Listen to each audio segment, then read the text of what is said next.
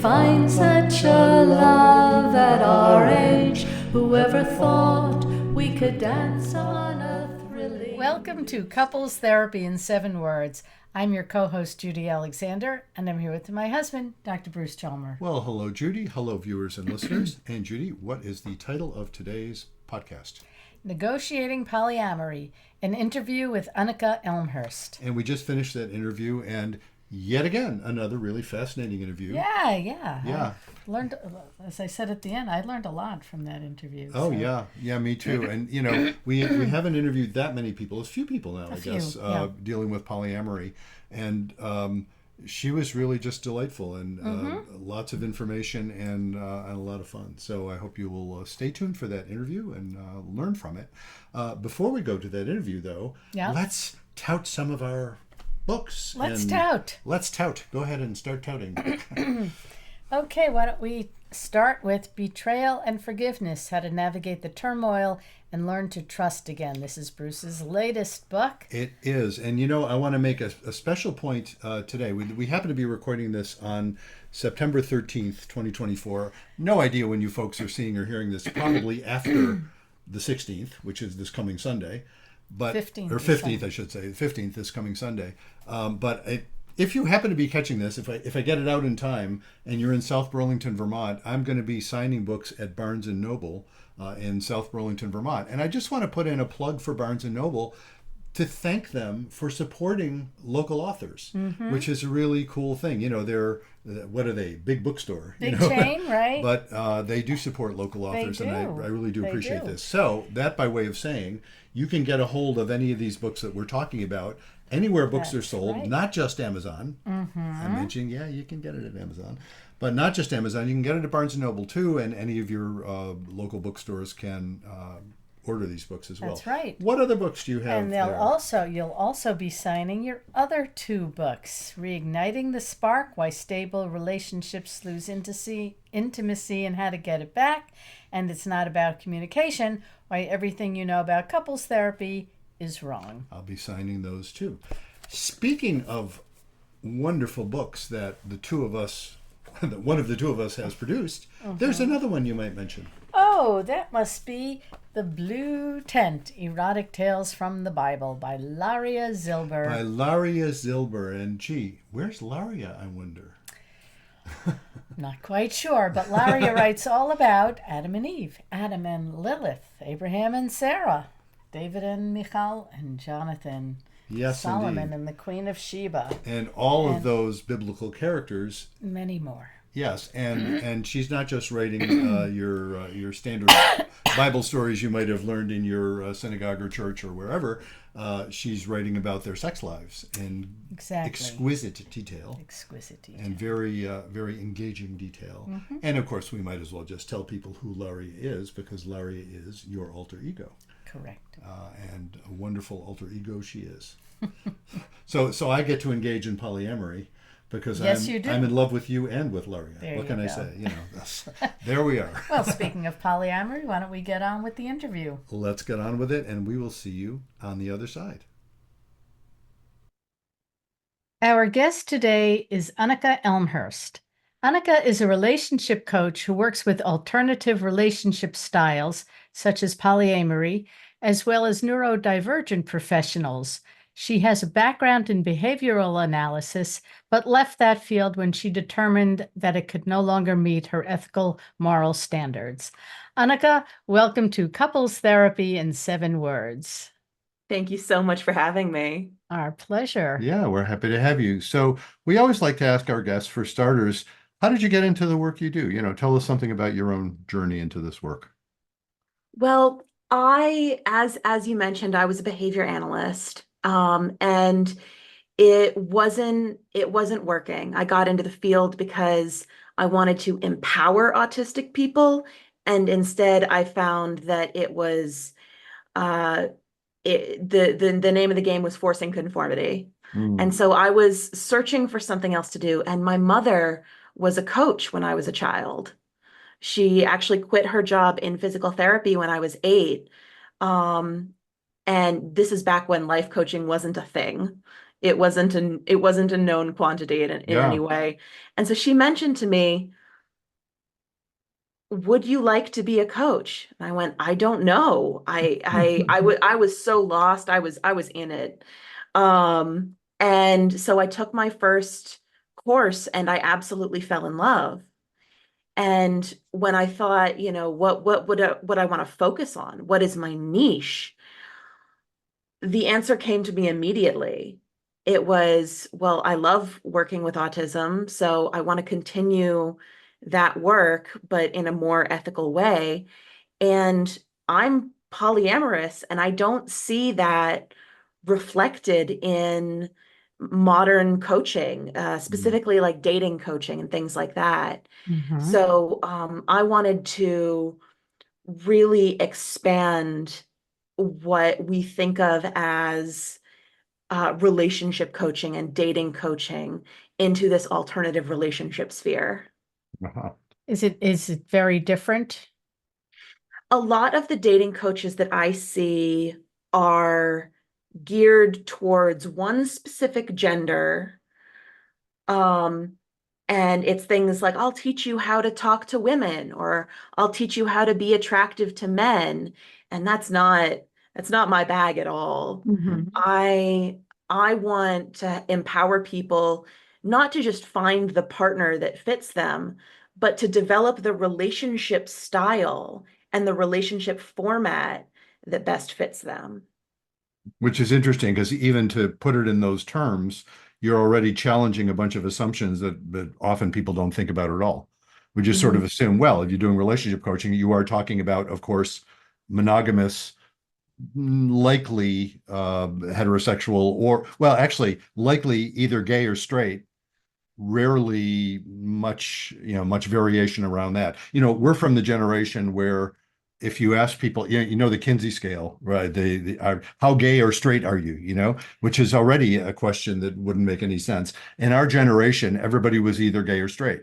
The vast majority of people were straight, and then there was a significant minority of people who were gay. And bi just wasn't a thing that was allowable much in either in the straight or the gay community.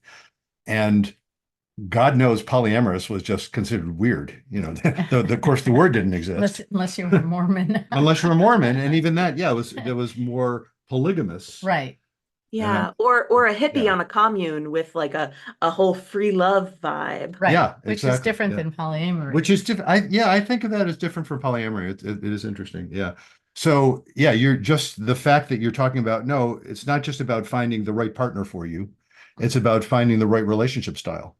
So Mhm. when you talk about that, you're like, what do you mean relationship style, relationship format? What do you mean by those? So polyamory, there's so many terms. There's so many terms. I'm going to try not to overwhelm you with the minutia, but polyamory is a subset of ethical non-monogamy. Hmm. And all of those words are very important. It's non-monogamy because it's not just two people being exclusive with each other. And it's ethical because everybody knows and enthusiastically consents to the arrangement. Hmm.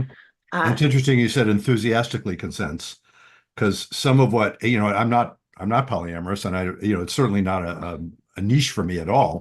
I have encountered it, of course. You see enough folks, and even nowadays, people are even willing to talk about it, which of course at one point they weren't.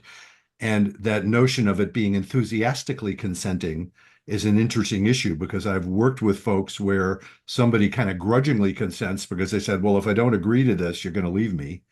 So I kind of have to go along, but I don't really want to. And that tends to be a shit show, right? That tends not to work well. yeah, and that fear of losing that partner, losing that person that you believe at this point is the only person for you, is overriding your sense of what is right for you. Hmm. And that's the sort of thing that I can help my clients navigate in um, the the realm of, do I want to be polyamorous? Do I want to be monogamous? Do I want to be monogamish? Hmm. I have some friends who are emotionally exclusive with their partner, but uh not sexually exclusive. They will absolutely sleep with other people, but they have this primary relationship as an anchor. Mm-hmm. And there's plenty of ways of explaining that. There's, like I said, monogamish. There's Mm-hmm. open relationship. It's Dan Some Savage's term, right? Isn't it? Didn't he come up with, I don't know if he came up with it, but he certainly popularized it. Monogamish, I think. Yeah, I don't know if that was his origin. Now you've activated the etymology nerd in me. I'm going to have to go look that up. But so there's this very big umbrella, and even within polyamory, there's different types. There's on the one end of the spectrum, we have don't ask, don't tell. We Mm. both know that we're polyamorous. I don't want to hear anything about your other relationships. Mm-hmm. I don't want to know they exist. I don't want to meet them. I don't want to anything.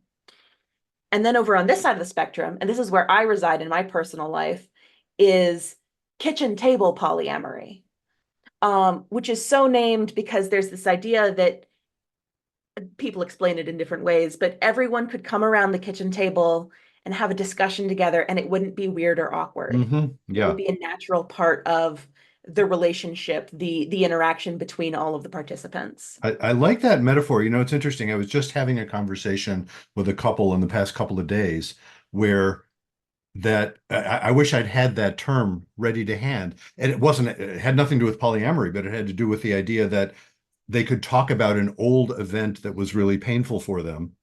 And it's like, it was infidelity is what it was. And it for many years before, and they were still trying to process it. And I was trying to express the idea that, what's interesting is that when you've processed it to the extent that it's no longer a crisis, it's something you can recognize as, isn't that interesting? And didn't we learn a lot from that? And you just gave me a nice metaphor. It's sort of like kitchen table discussion. It's like it can come up and it's not a problem. And it doesn't, and there's no urgency for it to come up because it's not a problem. So if Mhm. it comes up, it's fine. And if it doesn't come up, it's fine. And that's kind of what you're describing. It's like, well, sure, we're polyamorous and what else is new? And then you can talk about your experiences and it's fine, right? Do I understand the flavor of that? Yeah, Yeah. absolutely. My personal relationships tend to be kitchen table, even to a dramatic degree, wherein like for example, one of my boyfriends, his wife is pregnant with twins, and I am going to be the godmother. Ah, Oh, yeah. wow. And so that's sort of on the extreme side of our lives are very entwined. Hmm. And she and I had a talking about polyamory. We had a very long discussion yesterday, while we were out back at her house watching the dogs, waiting for him to finish dinner. Hmm. It was, there's this delightful domesticity to it that Hmm. just warms my heart every time I get to engage with it. Now, I don't know if I'm misusing the term, but would you consider yourselves a throuple? No, because I'm not in a romantic relationship Ah, with her. you're I metamors, right? You're metamors. Metamors. Ah, Oh, you yes. have studied. Yes, Yes, we are we're hip. metamors. We've interviewed other polyamory therapists and folks in the field, so we're not virgins to this. Lovely. Good. Uh, Yeah, and I love having close relationships with my metamors. mm, She and I are closer than usual just because we're so alike, mhm, and we have this I I don't know what you would call it, but we have a synergy together. mhm, And there's something, I think, if you open yourself up to it, that's beautiful to be shared there. We love the same person. mhm, We have this kinship, and if you can really embrace that, I think it opens you up to a whole new level of relationship with the people in your life. mhm. And I think you said one of your boyfriends. Is that right? Yes, I You also currently have have other four. boyfriends.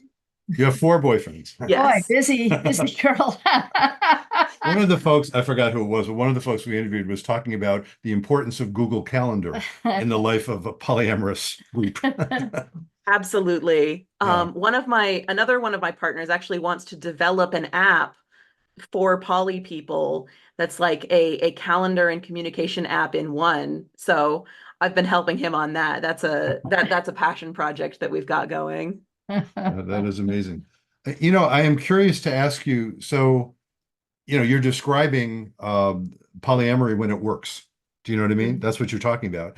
I usually say I'm a couples therapist because I rarely work with polyamorous folks. I'm trying to think if I've actually ever worked.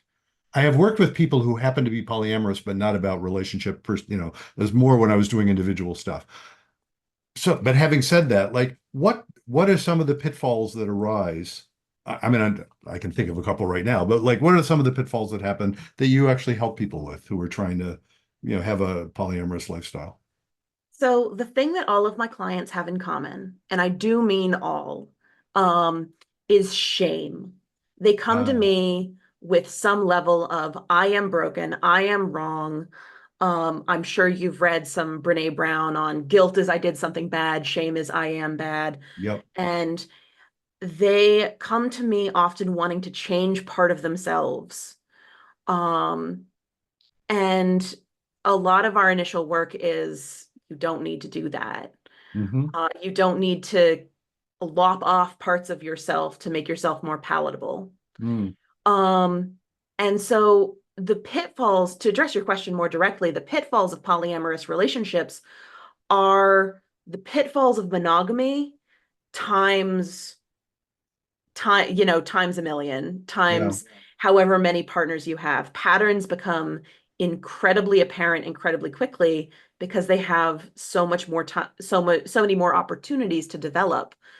Um, if someone is, I actually had this conversation yesterday, weirdly. If someone is cheating in polyamory, if they are lying about other relationships, if they are doing things that violate their partner's boundaries regarding like using barriers during sex, et cetera, Mm, um, that feels almost more violating than than the thought of infidelity in a monogamous hmm. relationship because you don't have to do that in order to get your needs met. There is Yeah. this open and honest communication. Um, Well, and yet people do it, which is interesting for the very reason you said. It's like, but you're not, you can set up the rules so it's all transparent. Why would you do that? And of course, I'm thinking with my non-polyamorous brain, I'm thinking, well, I'll bet there are pretty good evolutionary reasons why. Well, for example, jealousy, right? I have talked with folks involved in polyamory, and it's still there. It's not like jealousy just goes away. Like, how do you handle that? yeah, jealousy is so I'm I'm not sure you'll agree with me, but you probably will. Jealousy is the expression of Hmm. an unmet need or desire. And so the first thing that I do personally when I feel jealous is what's missing? What just came up that I want that I'm not getting? Hmm. And it doesn't give me the right to demand it in that moment necessarily, but it gives me information that I can use to self-soothe, to self-regulate, and then to approach the problem of how do I get what I want?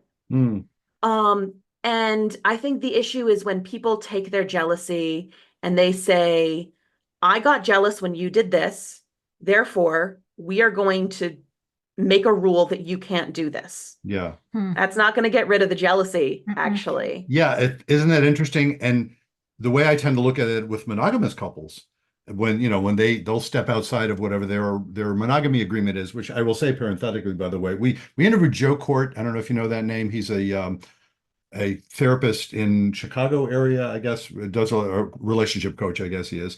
And he is one of the things he talks about is how important he happens to be gay himself, but he says this is especially true for heterosexual couples because we tend not to talk about stuff the way gay couples will talk about stuff. Mhm. We need to negotiate monogamy. Like, what do you mean? Especially with the internet now, it's like, what do you mean by monogamy? Stuff that never used to be possible. People could cheat on each other in ways that nobody ever conceived of, That's true. years ago. So in, in negotiating all of that stuff, one of the things I always like to note is like the jealousy thing, like, well, what I want, there's conflicting parts of me. I mean, I like that notion that we're all multiple people anyway. And, part of me wants to own you, even though I feel terrible saying it, except that the part of me that doesn't feel terrible saying it. And moreover, part of me wants you to want to own me, even though I feel terrible saying that, even though I shouldn't feel terrible. You know what I mean? There's a bunch of different things going on there.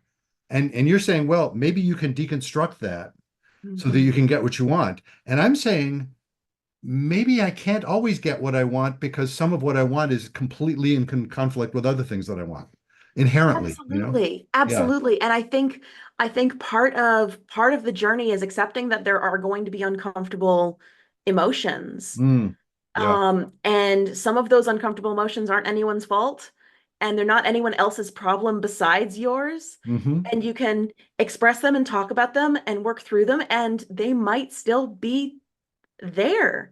Hmm. And if they're not something that's tearing you apart inside, I think you can do a little bit of like radical acceptance on those, Hmm. and name them, give them a place within yourself. This is my possessive self in your example. And Hmm. I don't like that it lives within me, but I'm not going to try to cut it out. Yeah. I'm going to I think, say maybe there's a safe place for it to come out to play. yeah, exactly. It's the part about I may or may not like that it's there, but I claim, I think, and this is sort of a statement of faith in general, it's there for good reason. There's Mhm. good reasons we evolved this shit. It's like it's painful, but it's got its place, and I better respect it. It doesn't mean I have to let it run everything. Folks in the IFS, internal family systems community Mhm. will, or when at one point I did quite a bit of work with folks with multiple personalities. That was amazing. It was amazing work. And you kind of have to have a committee meeting, and you don't let the angry adolescent run the show, but you got to respect them. It's like they're a part of the story and they have good reason for feeling how they feel. Yeah, and I think that this is so interesting. On a completely separate podcast, the question of respect came up and what respect looks like. And I think when you respect these parts of you, it's not that they get quieter, but they get calmer. Yes. Yeah, because they're They respected. exactly, they Yeah. don't they don't feel the need to shout and make themselves heard because you're giving them space to be heard. Hmm. Yeah, it is it's tricky. It occurs to me to ask you, and this seems like a bit of a non sequitur, but going back to something you actually started with, Mhm. because it strikes me as related to that notion of respect.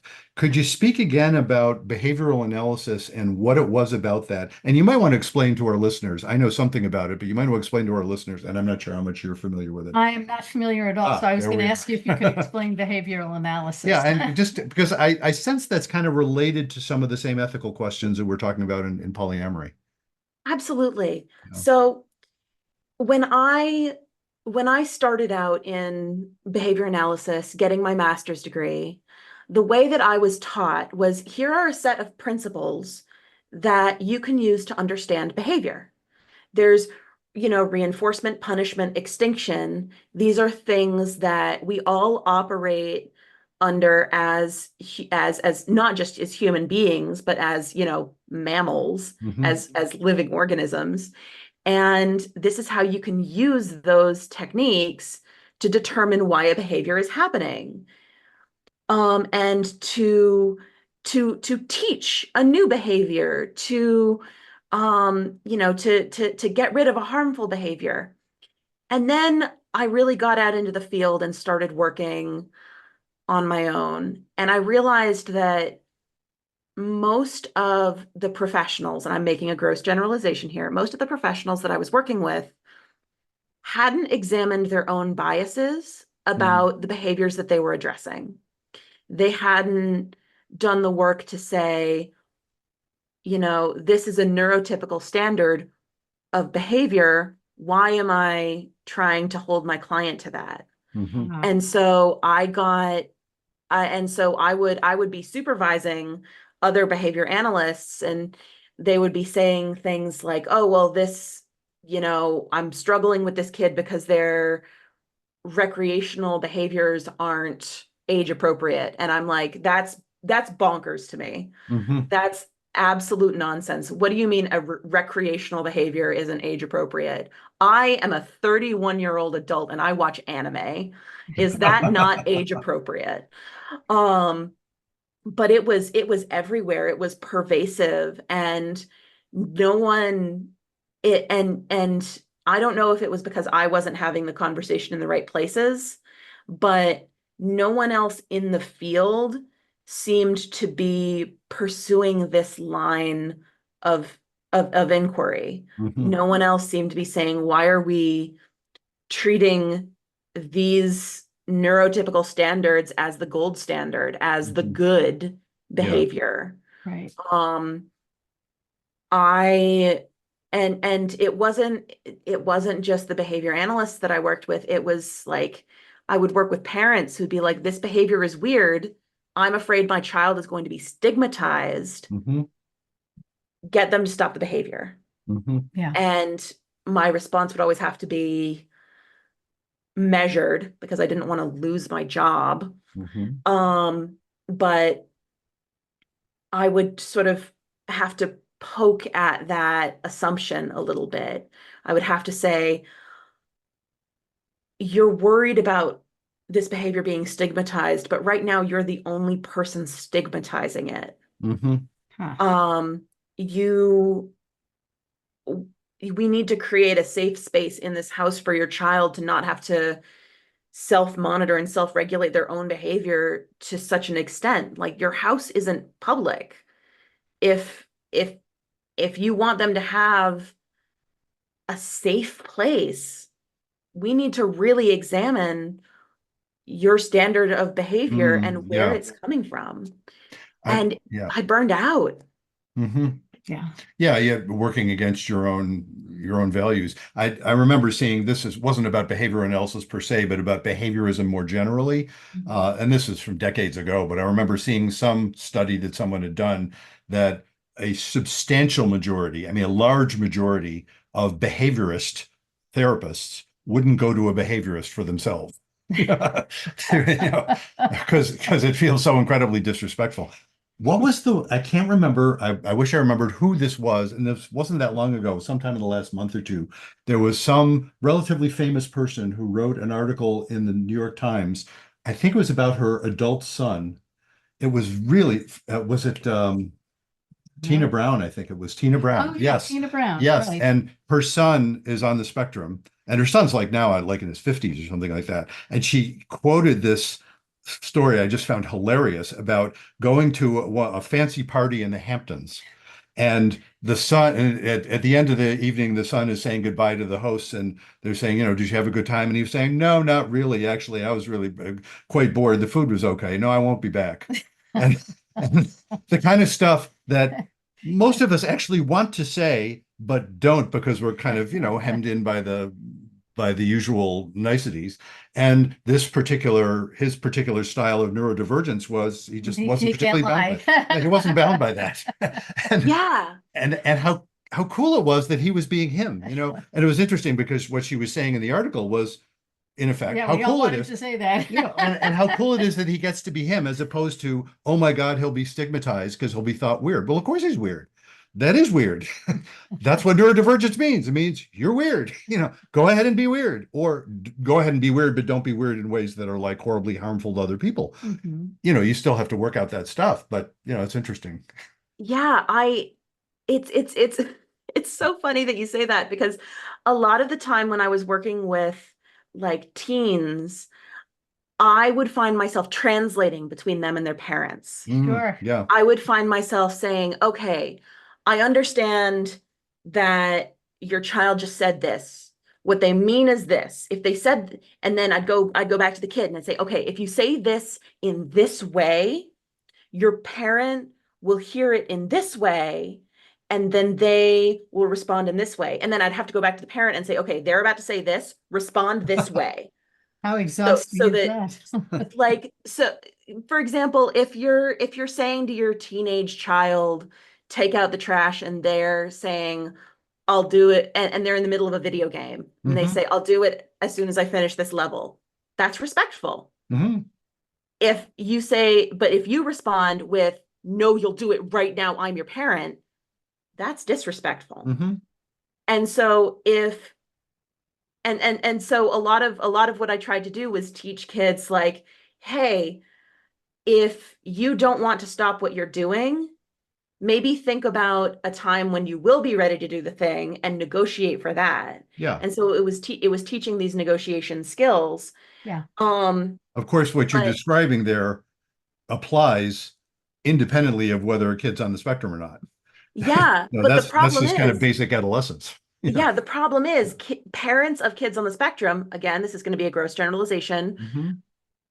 didn't want to hear no. Mm-hmm. They didn't want to hear even a reasonable protest. They Mm-hmm. wanted compliance. Yeah. Uh-huh. And I couldn't be about that.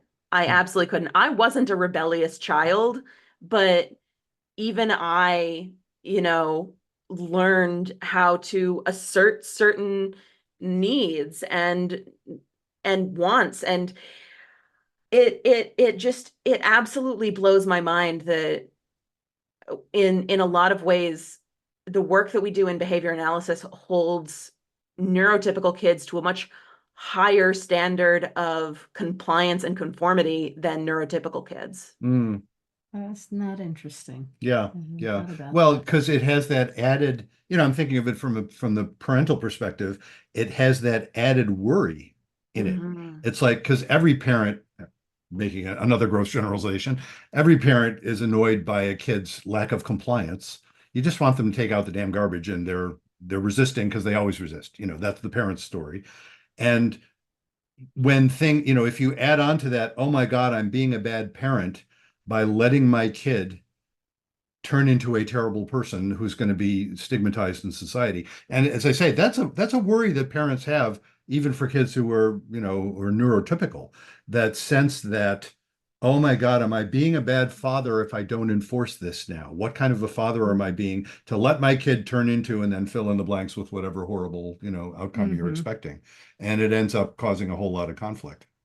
Yeah, I think that like they say that kids crave boundaries, and I think it really is true. Hmm. But boundaries aren't rigid. Hmm. Boundaries need to be flexible. And one of the things that I work with parents on is first the question, who do you want to be to your kids? Mm. What kind of a person do you want to be? How do you want them to feel about you?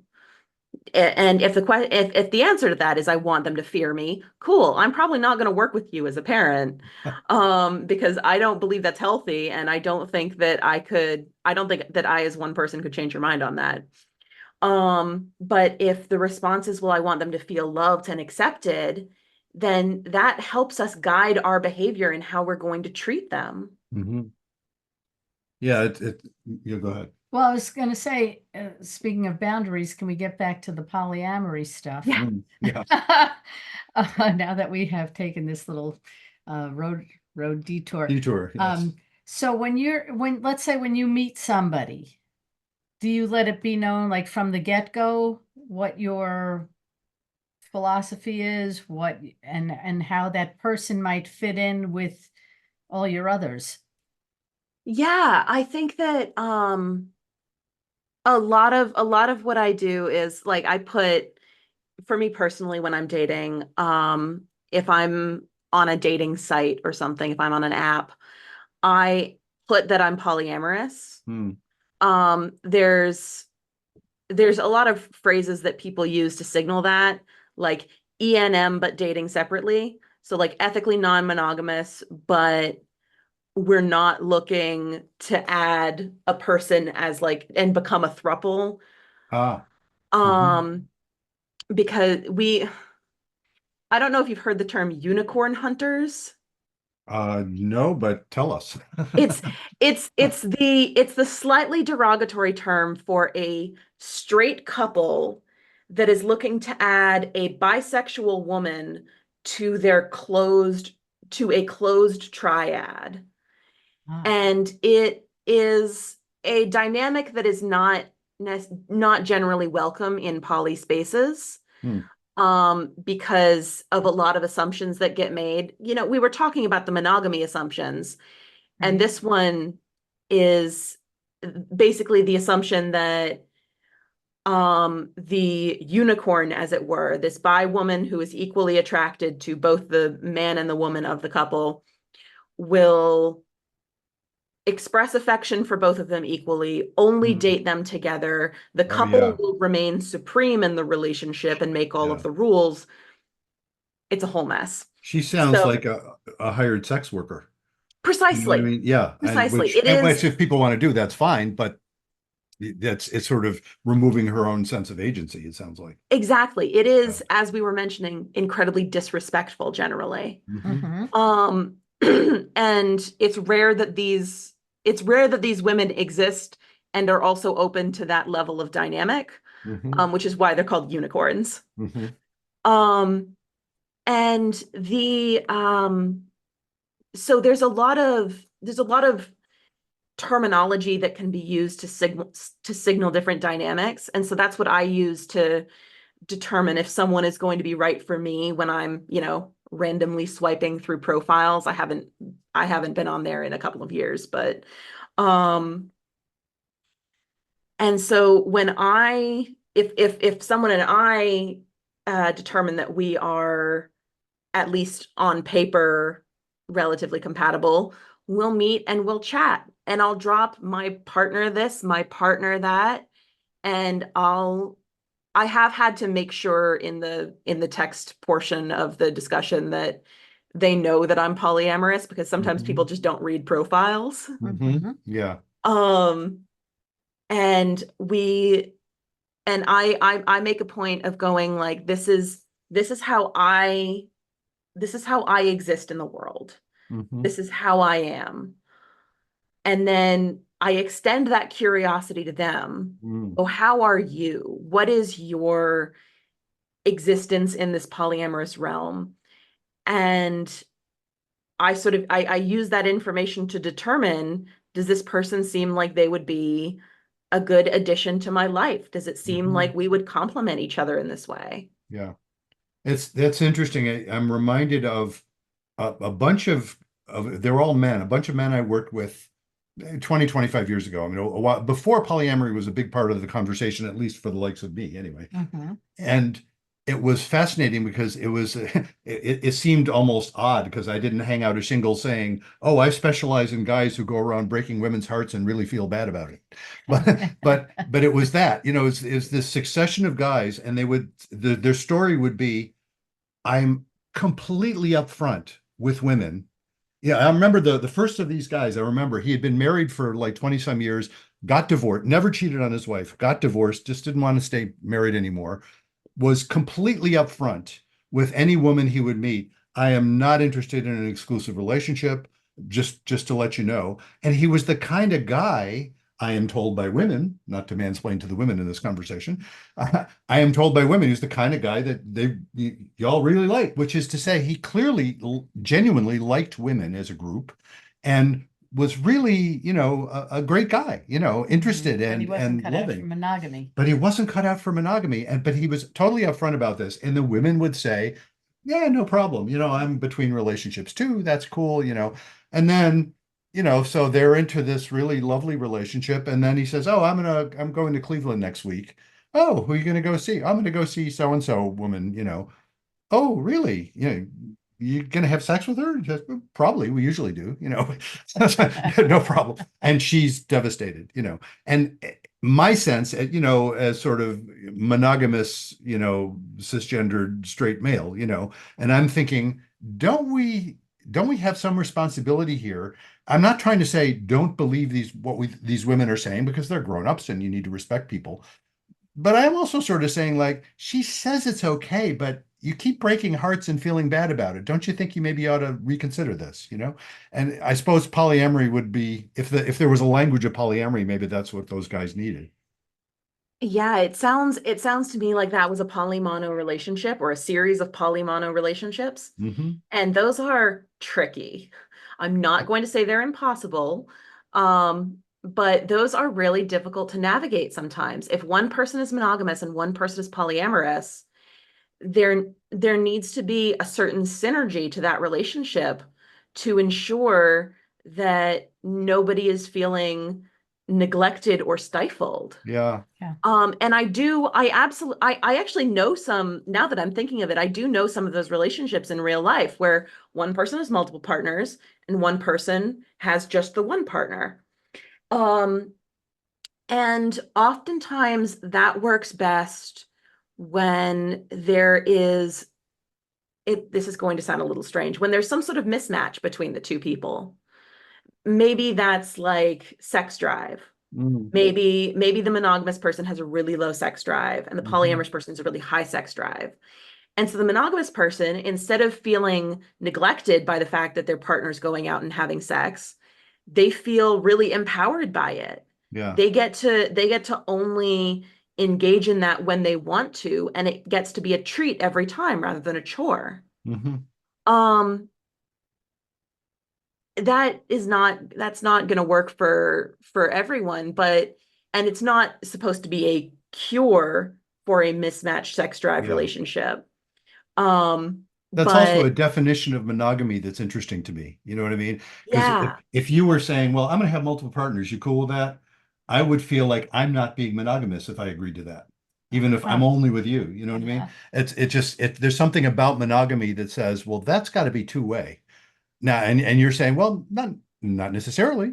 Not if you would change that definition, you know? Yeah, and people don't even realize that that is a way to do it. The Hmm. problem comes when people say, "Well, I'm going to go date a bunch of people," and you're not allowed to. Ah, Uh-huh. yeah. When they make that rule about their partner, and Well, I another don't word for mean that, that's a harem.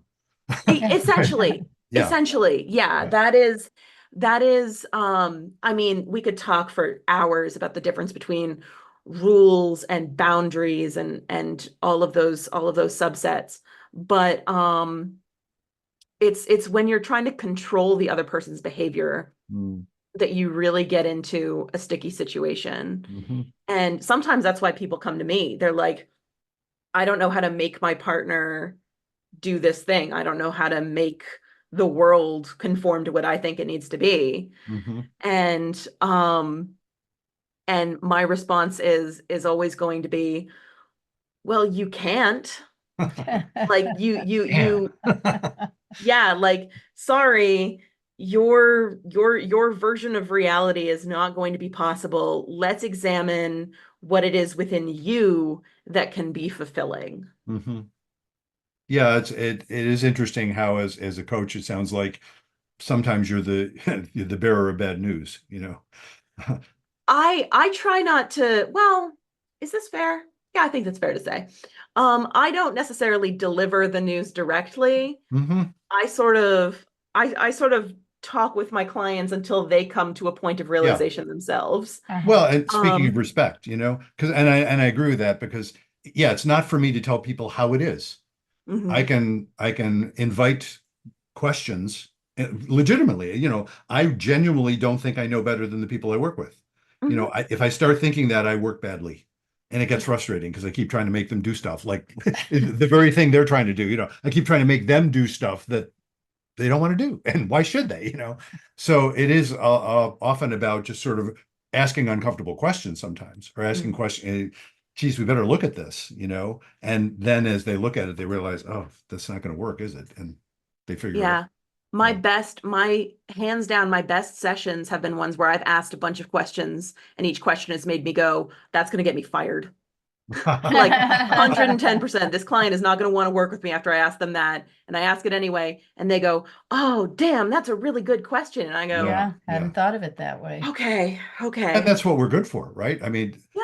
we're good for being, you know, for asking the questions they're not thinking to ask themselves. Hmm. That can be really helpful. Well, what else should we be asking you about? Oh, I think that the world of polyamory is so broad that there's a million and a half directions you can go in. I do want to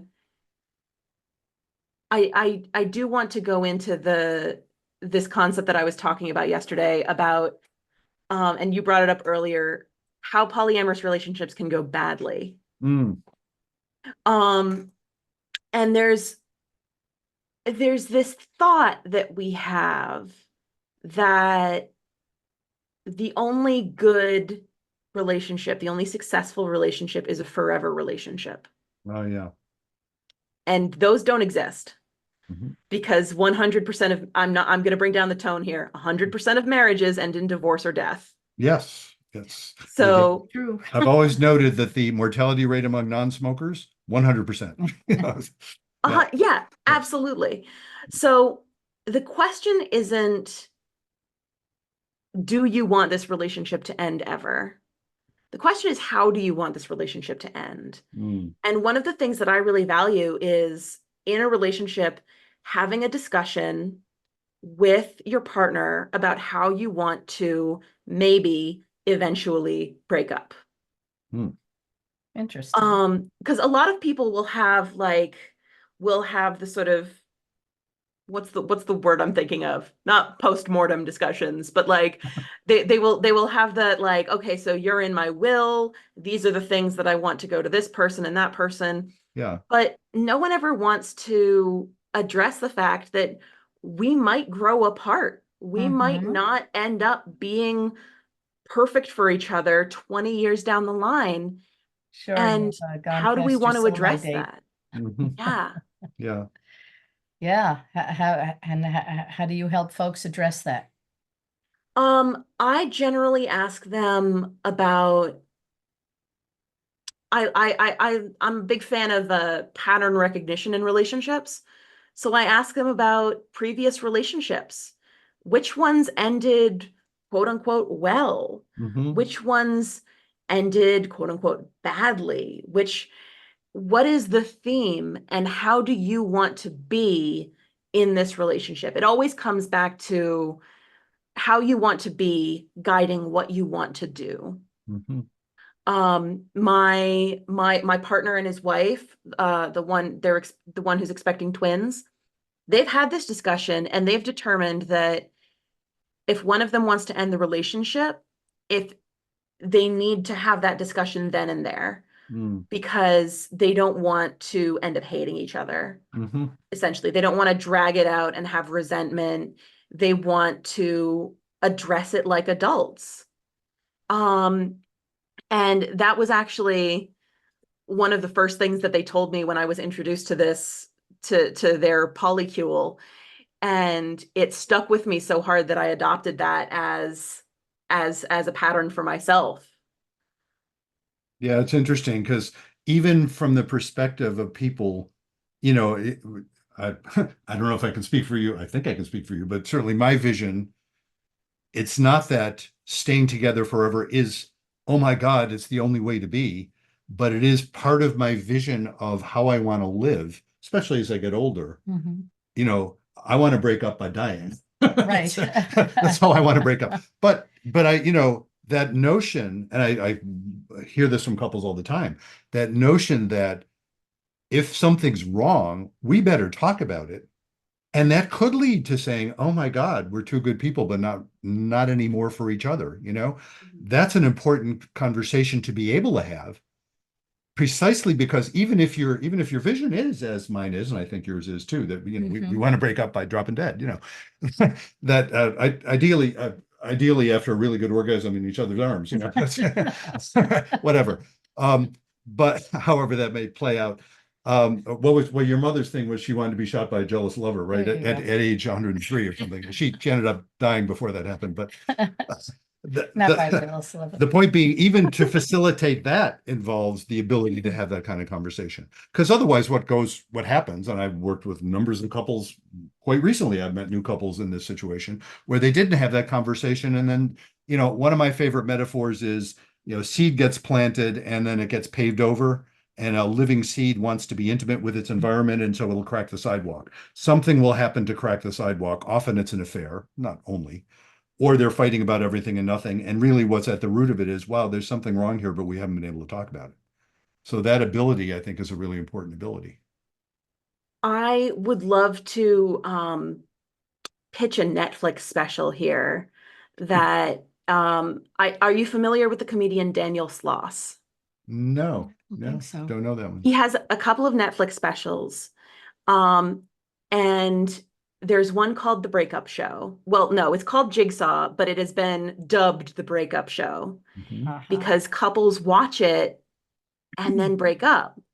And I make a point of watching this with each new partner, because I want us to be on the same page. His show, he describes his shows as 60 minutes of comedy followed by a 15-minute sad TED talk. And this one is How do you spell the about last name? Sloss. Okay, yeah. Daniel That you Sloss. wrote it down? Yes, good. Yeah. And he's vulgar, I should say, but he makes a wonderful point about how you think your partner is a piece of your life and they're their own entirely separate life. Hmm. They're their own separate jigsaw puzzle. And you're not just a piece of theirs either. You're your own separate puzzle. Yeah. So the question is how you can fit together rather than who's going to carve away the edges of themselves to fit into each other's lives. Yeah. And to me, that's the beauty of polyamory is I get to make the most genuine connections possible without cutting off any sort of opportunity for anyone. Mhm. So when I meet a new person, maybe we'll become romantically involved, or maybe we'll lead a discussion group together, or maybe we'll form a board game group. These have all happened. Mhm. But the connection gets to become whatever it's supposed to be and evolve however it's supposed to evolve and end whenever it's supposed to end. Well, and that's a great note to end on. Could you tell people how can they get in touch with you? Sure. My website is allforlovecoaching.com, and I'm also All for Love Coaching on Instagram. Great, and we'll put Perfect. that in the session notes for this. Thank you so much for doing this. Thank Yeah, you for thank you, having me. This has Anneke. been delightful. I learned a lot.